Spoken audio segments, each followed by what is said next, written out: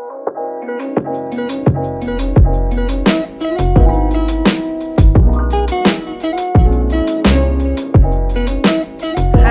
back to my channel. If you guys are new here, welcome. My name is Marla. I am a mom of 3 and I also have a family vlogging channel with my husband and my 3 kids. I will leave a link in the description box below. Let's start with this video. Like 2 or 3 videos back, I made the video of the things that they don't tell you about postpartum.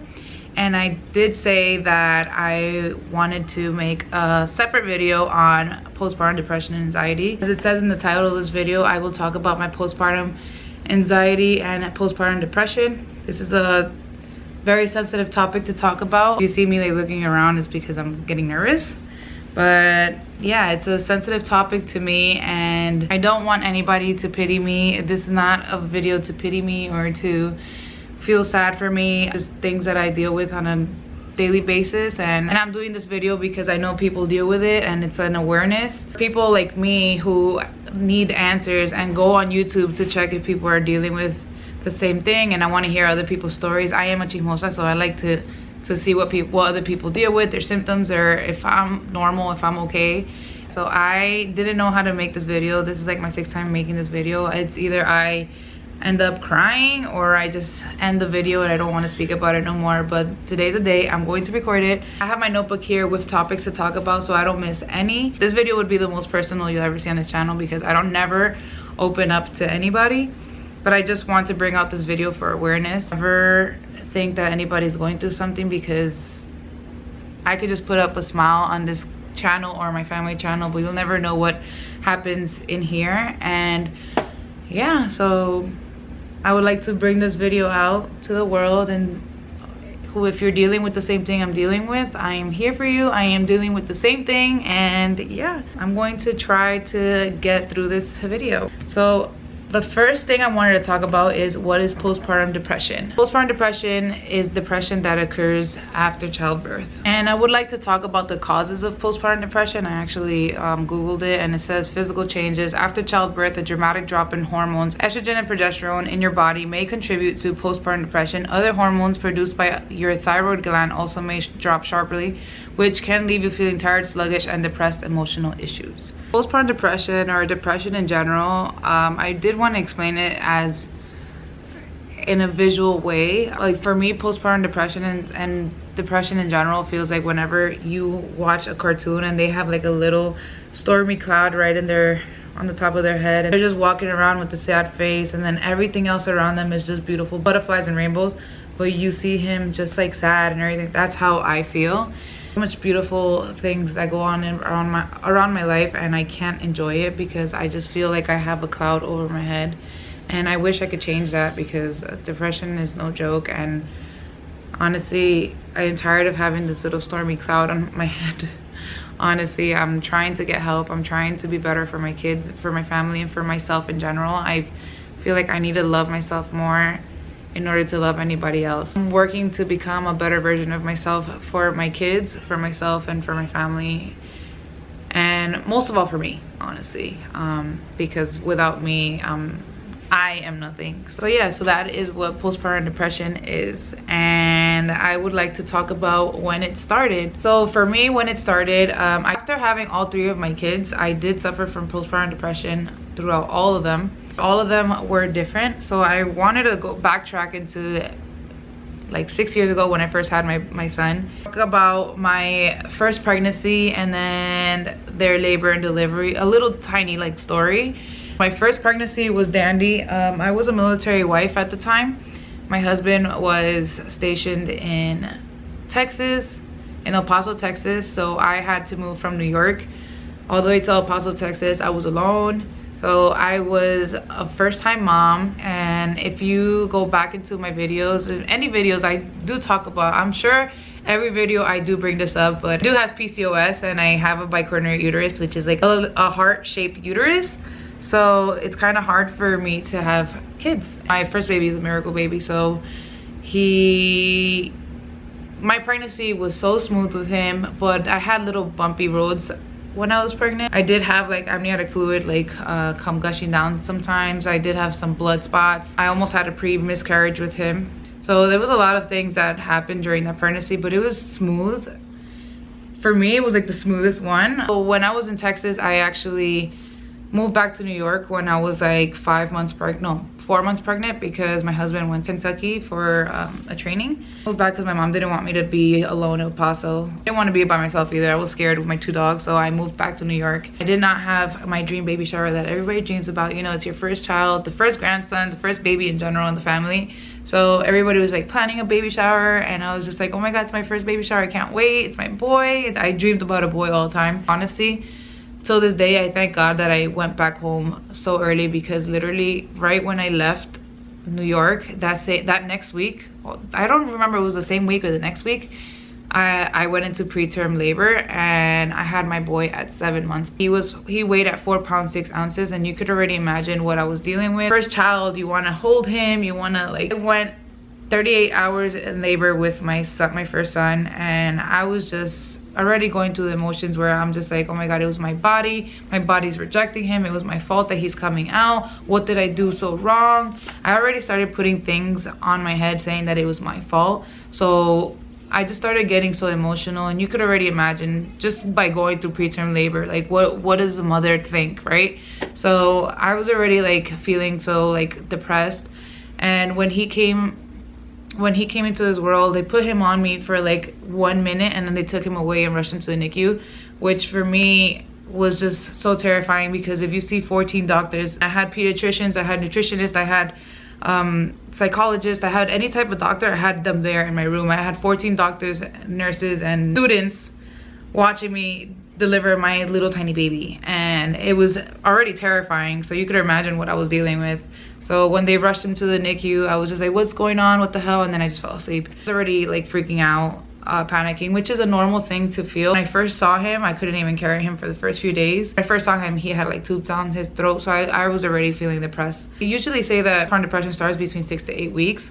Mine just came instantly, and I was depressed all the time. I started acting different, and my family started noticing like what the hell's going on with her, but nobody ever thought that I had postpartum depression. They just thought that I was just having like a normal episode, which I wanted to say that I did deal with depression my whole life. I was diagnosed with depression since I was 12 or 13 years old. I don't remember when, but I did suffer from depression basically my whole life. So everybody's like, oh, she's going through one of those like little episodes that she has.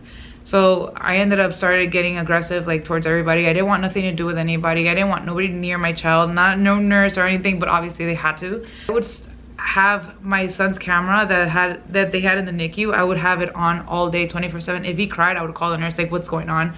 I started ending up like, you know, psychologically messing myself up mentally, and I'm just like, oh, like what's going on with my son? Like and then when he would cry, I would rush to the hospital. Like those are the things that started like messing me up even more. Fast forward to when he came out, he had 1.5 months in the NICU. So every day I would feel like, you know, when is he gonna come home? Is he even gonna come home with me? Like there was days where they would give me bad news, and there were days that'd be good news, and I'd just like cry all the time, because, you know, as a first-time mom, you just want your child. I can't imagine the people who just like have stillbirths. I can't imagine the feeling that they deal with. Like, you know, whatever I felt with my son, I know it's 10 times harder for them, but like it's terrible. It's a terrible feeling. So fast tracking, my son came home and everything went smoothly, and I started transforming and being a better person mentally. Talking to my husband more like, oh, you know, this is how I feel. So then my second pregnancy, basically I have Irish twins. They're practically Irish twins. They're 15 months apart. I was pregnant really early by like 6 months, probably 6 months. I had 2 under 2, and you could already imagine what that was like. That was very terrifying. I don't know how I did that, but my pregnancy went smooth with that. I moved back to New York because my husband got out of the military, so we went back to New York, and we don't know what to do because it's an expensive ass place. We didn't have a job. My husband just recently came out of the military, so he went straight to school. I moved back into my mom's house, and I was pregnant, and you could imagine from moving to a 2-bedroom 2-bathroom apartment to just a 1 little tiny room for you, your husband, and your son, and you're pregnant at the same time. My emotions were all over the roof, which I thank God and thank my mom. Like, you know, I am very grateful that she took me in, because it took me and my family in. You know, it's a lot of people, and my 2 dogs. So I am grateful, but it's just like, you know, being away from your family for more than, I think it was 2 years.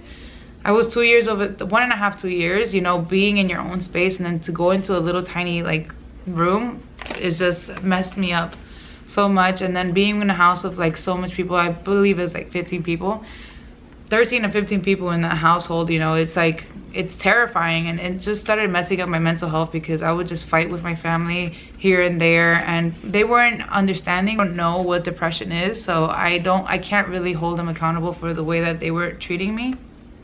Like, they were just like saying that I'm such a like grosera. You know what grosera is if you're Spanish. Grosera means like, you know, rude, or like, you know, like a person that treat their family like crap, basically. So, and I was just like putting it in my head, like, you know, I am this person, and like, what the hell's going on? And I was pregnant with my son, so I was already having prenatal depression. I did like end up fighting with my sister during those times, which is not a good thing when you're like when you're pregnant. You shouldn't be fighting, you shouldn't be stressing out. So I feel like that right there, like, you know, stress during my whole pregnancy, that kind of led me to even a stronger postpartum depression. I had my boy, everything was so dandy and smooth labor and delivery. This is the best labor and delivery. It was 30 minutes in and out. I had my beautiful boy, and then like 6 weeks later, I just ended up like feeling so terrible. I would just put myself down. You could tell when somebody's dealing with depression.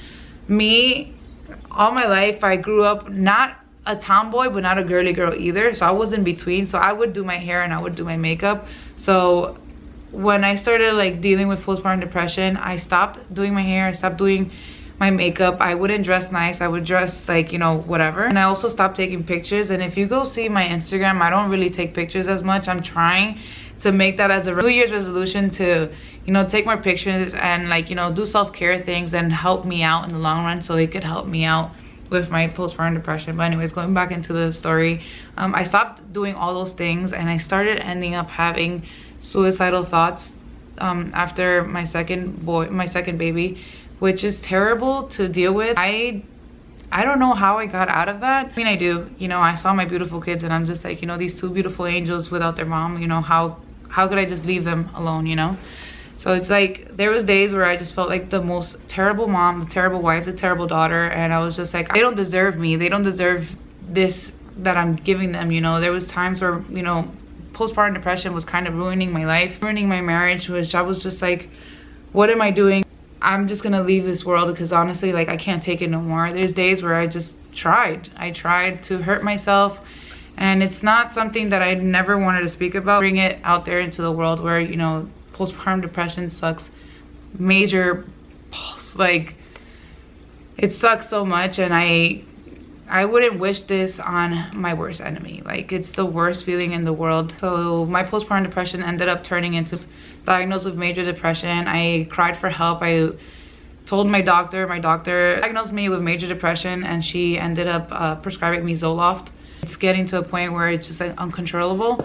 So they started me on Zoloft, and I ended up going to a therapist, which it didn't fucking work. I'm sorry for cursing, but it just, sometimes I feel like therapy doesn't work, which I have a therapist now and she's fucking amazing. But there's like therapists that fucking just do it just to do it. You know, they just got this degree for nothing. My therapist didn't work back then. So I was just like alone, like struggling this by myself. And I didn't know where to fucking look, because in New York, they don't give a shit about mental health. And I'm just being really honest and straightforward with you guys. Like, New York doesn't give a fuck about mental health. So I was just dealing with this on my own, and my marriage was in the point, it was in the fucking point. It's just either you fix it or that's it, it's done and over with. So my husband and I decided, like, you know, we're giving each other a second chance, and, you know, we're gonna fight this because we have two beautiful kids. You know, why would we ruin this family for just because, you know, somebody's going through mental health and, you know, she just wants this to end? You know, no, we're fighting for this. My husband was so tired of my shit, and it's understandable. I was tired of my own shit. I actually wanted to work, but I couldn't. I actually was a stay-at-home mom, and everybody was just like putting me down. Like, during when I was dealing with like the worst postpartum depression, people would come to me like, oh, I need to get a job, you know, you can't be a stay-at-home mom. And it's just like, you know, mind your business. It's, you know, it's my life, and if my husband lets me be a stay-at-home mom, he lets me be not let me, girl, what? Like, you know, we decided for me to be a stay-at-home mom. It's better for me and my kids.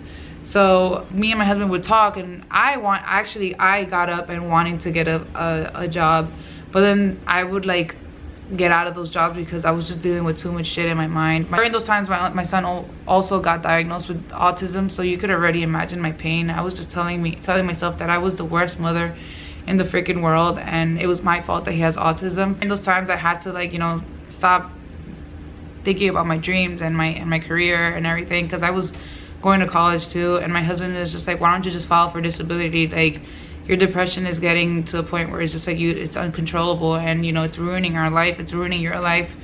So it's like, it's horrible. It's a horrible feeling. Then I got better, and then I got pregnant with my third baby, my beautiful girl. During my pregnancy, oh my god, my third pregnancy was horrible. Like, I didn't have the symptoms that I had with my boy, so it was a breeze. But then it started kicking in anxiety, like crazy anxiety. I'm like, what the hell's going on? It was smooth up until when COVID hit. You know, all the mamas that had dealt with freaking pregnancy during COVID times, during the freaking quarantine, going to the doctors by yourself was already traumatizing. COVID in general was like traumatizing. So, you know, I was pregnant during COVID, and it was like the scariest thing in the world. I lost family. I almost lost my grandpa during those times. Like, it was just fucking up my mental health so much. But I chose to not lock myself into that dark freaking hole. So once COVID started, like, you know, calming down in New York, because I was in the epicenter. I lived in Corona, Queens, so you could already tell how anxious and nervous I was. It was scary as shit being pregnant. I didn't even want to go outside because I thought that my neighbors had it. Yeah, so that's when my anxiety started raising up. And sometimes there was days where I couldn't even freaking breathe. I was like, what the hell's going on? I can't breathe, I have COVID. And they're just like, why the hell you have COVID? You haven't even gone out. So after having my girl, it was a breeze. Oh my god, everybody was like so in love with my daughter. You know, Marla had a daughter. Like, you know, after 2 boys, she had a girl. It was so beautiful. I had my baby. It was like the most special. If you want to go watch my labor and delivery, and then first 24 hours, and then bringing my daughter home, it was the most beautiful feeling. I wish I could go back to those days, because those were the 3 happiest fucking days of my life. After, like, you know, having my other kids, you know, after having your kids, it's like the most beautiful days. Like, I wish I could go back in time and relive all those 3 freaking labor and deliveries, because even though the first 2, well, the first one was the hardest, it was just beautiful to seeing my child for the first time. So my third baby, I was just like in so much love. It's like, you know, it was time for me to move to Virginia. If you guys didn't know, I live in Virginia now. I had to move to Virginia because my husband got a dream career here. So I started feeling that suicide feeling again, and I'm just like, what the hell's going on? And I would talk to my husband, and my husband's like, what's going on? I'm just like, I don't know why I'm feeling this way. I don't know, like, please help me. Like, there's days where I just think about this, and I don't know why it's happening. And he's just like, what the hell? So I go to my 6-week checkup here. I get my new doctor, and my doctor is just like, you know, they give you the checklist, and they're just like, it's like very off. Like, oh, do you deal with depression on a daily basis? And I'm like, yeah, I kind of do, but you know, this is like kind of horrible. I don't know why I'm feeling this way. And I broke down crying in the doctor, because I'm like, I've never felt this way. It was very strong. Like, it was even worse than my second baby. My postpartum depression with my third baby, it was harder than my second baby. It just hit me even harder. It was just like, you know, there was like these dark moments in my head where I was just like, what the fuck is going on? Like, I don't know why I'm feeling this way. I'm so happy. I have my daughter, I have my 2 kids, you know. I don't know why I had these mixed emotions, and it was like so freaking scary. So I told my doctor. My doctor told me to contact this support group, women's support group here in Virginia. And I ended up getting a therapist now, which she is so lovely, and she's helping me out. So I was explaining to her my feelings, and I looked up what was postpartum psychosis. And I really thought that I had postpartum psychosis. If you could like search up what's postpartum psychosis is, it's the scariest shit in the world. And I felt like I was having it, and she's like, no, I would tell you it was postpartum psychosis. You actually have a very severe case of postpartum depression and anxiety. And I'm just like, what? So my psychologist told me that she wants me to talk to the psychiatrist in the group. So I made an appointment with her, and the psychiatrist ended up telling me that I do have a severe case of postpartum depression and anxiety. And she would like me to take Lexapro, because the Zoloft before, back in the days when I took Zoloft, I had a very bad reaction to it. I had a very bad side effect where I would just feel very suicidal, and it was very fucking scary. And I ended up not taking that medication ever again, which I totally forgot to say. But so they prescribed me Lexapro. I've just been taking it's slowly, day by day. So that's how I found out I had severe case of postpartum depression and anxiety. Now, postpartum, I wanted to talk really quickly because I know this is going to be so freaking long. So I wanted to speak about really quickly about postpartum anxiety. I know this video is very freaking long. I am so sorry. I feel so terrible. But postpartum anxiety, the symptoms of postpartum anxiety is constant or near constant worry that can't be eased, feelings of dread about things you fear will happen, sleep disruption, and racing thoughts. And also physical symptoms would be like fatigue, heart palpitations, hyperventilation, sweating, nausea, and vomiting, or shakiness or trembling. And that's what I deal with. I do have intrusive thoughts where there's days where I just feel like something's gonna happen. Kind of explain in depth what intrusive thoughts are.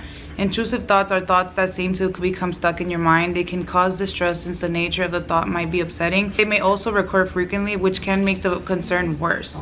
Intrusive thoughts may be violent or disturbing. Unwanted intrusive thoughts are stuck thoughts that cause great distress. They seem to come from out of nowhere, arrive with a whoosh, and cause a great deal of anxiety. The content of unwanted intrusive thoughts often focus on sexual or violent or socially unacceptable images.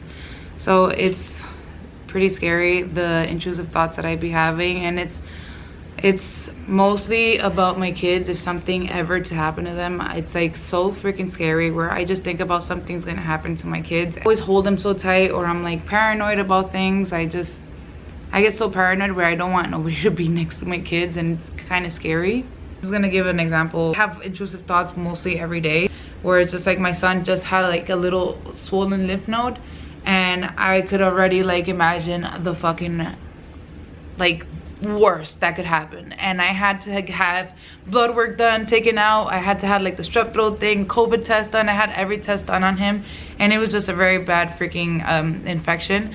But I thought the worst. I thought the C word, and like those were my kind of intrusive thoughts. Or when I'm driving and I'm just like, oh my god, what if something happens and I die or something? Like those are the type of intrusive thoughts that I'd be having in my head. And that's how I was diagnosed with postpartum anxiety. I would constantly not sleep because my daughter would be in her bed, and I would like constantly checking every 5 minutes to see if she was breathing, because I would think SIDS, or I would think something was gonna happen to her, or a swaddle would go on top of her head. Like those are the type of things that I would think about during the beginning of my when I first had my daughter. They are treating me they're treating me with Lexapro right now at the moment, and I am having therapy once a week. It's been helping a lot, and what's actually helping me out too is self-care books and self-help books. I'm kind of doing things, healthy habits for me to improve my anxiety, improve my mental health, because honestly I don't want to live with this no more. I'm tired of dealing with depression in general. I am tired of it. I'm sick and tired of anxiety. I don't want to think that something's gonna happen 24/7.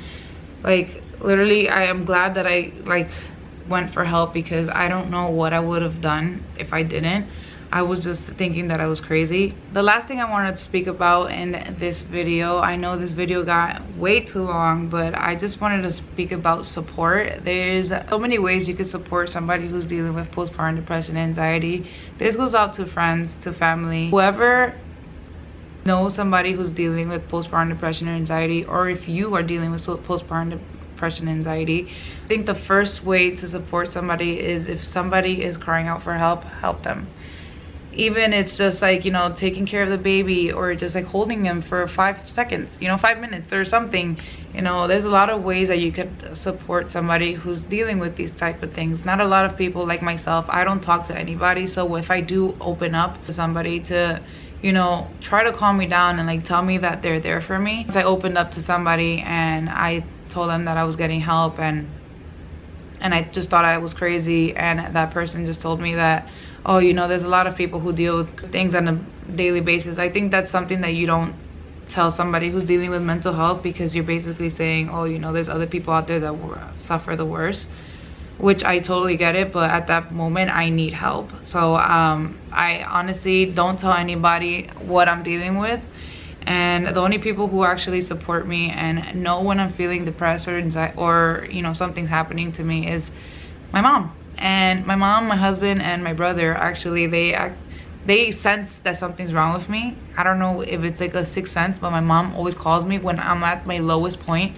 and she's just like, something's wrong with you. I know it. I feel it in my heart. I'm like, it's so crazy. Or when I'm talking to my brother and he's like, I know something's wrong. I hear it in your voice. Or it's just like my husband just sees me or like staring at me. He's like, something's wrong with you. I know something's wrong with you. So there's a lot of ways that you could support somebody who's dealing with postpartum depression and anxiety, and you know, just look out for them and look out for the way that they are dealing with it, because a lot of people tend to close up and not speak about things. Like me, I close up and I don't tell anybody, and I actually learned not to open up to a lot of people. I hope people watch this and not pity me, but just understand me in a different level, because nobody knows what people are dealing with. I feel like that's how I'm gonna conclude this video. I hope everybody has a beautiful freaking day and keep on shining. If you're dealing with postpartum depression and anxiety, there's always a freaking light at the end of the tunnel, and I promise you there is. See my beautiful kids all the time, and they are the light to the end of my tunnel. So if you guys like this video, give it a thumbs up and comment down what you guys want to see in the next video. I love you guys so much, and I'll see you guys in the next video. Bye.